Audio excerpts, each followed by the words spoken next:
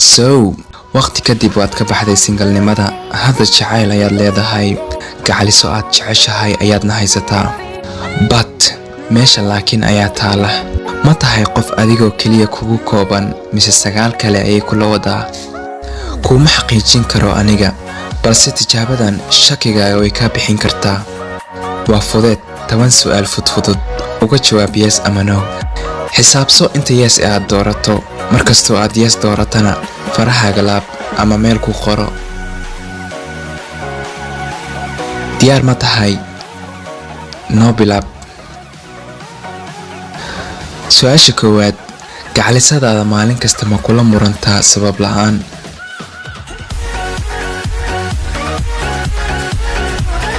Su'aasha labaad, asxaabteeda badankood ma wiilal baa?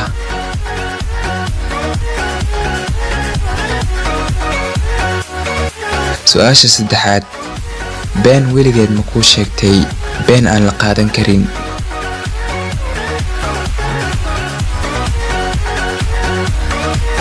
Su'aasha afaraad, adigoo la hadlaayo hal mar ma iska baxdaa, ma iska maqnaataa sida qof aan ku danayn oo kale?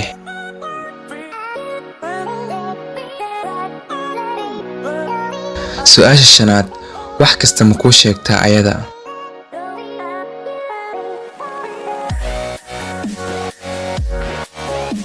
Su'aasha lixaad, yaa badan murugada iyo farxadda aad xiriirkeeda ka hesho? Yes murugada, no farxadda. Su'aasha toddobaad, wiilal kale ma kaaga sheekaysa adigoon ka codsan ama wax ka weydiin? Su'aasha siddeedaad, balan intay kula gasho ma iska ilowdaa ama ma kaa dhuumataa adiga?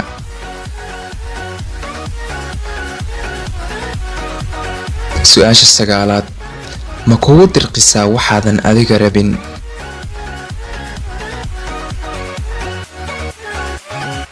Su'aasha tobanaad, xiriirkiina yaa wax go'aamiya? Yes ayada, no labadeenaba.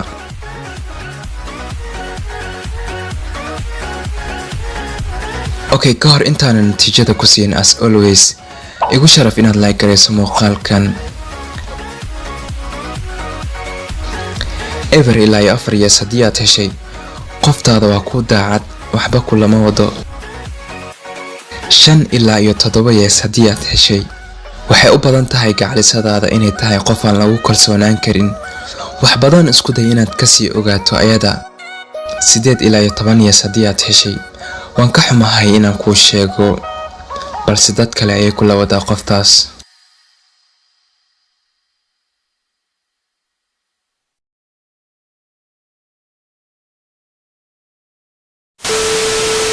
عادي هذا ما سنتهي ما دام موقعك سو داوتي فضلا دا marka ku cusubta channelka subscribe saar like na saar si kasta aad ugu sidii dawsha muuqaalka daawto insha Allah dhamaantii waxaan rajaynaa farxadii bisbis baraqareena nacmada adaa subhanahu wa ta'ala muuqaalkan insha Allah